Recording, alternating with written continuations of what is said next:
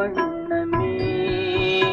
வந்து விடிந்தும் விடியாத காலை பொழுதாக விளைந்த கலை அன்னமே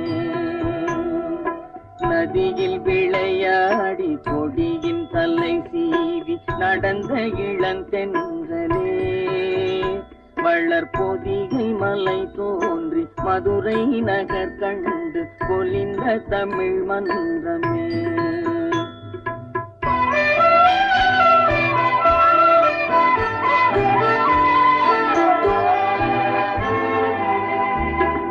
யானை படை கொண்டு சேனை பல வென்று ஆள பிறந்தாயடா புவி ஆள பிறந்தாயடா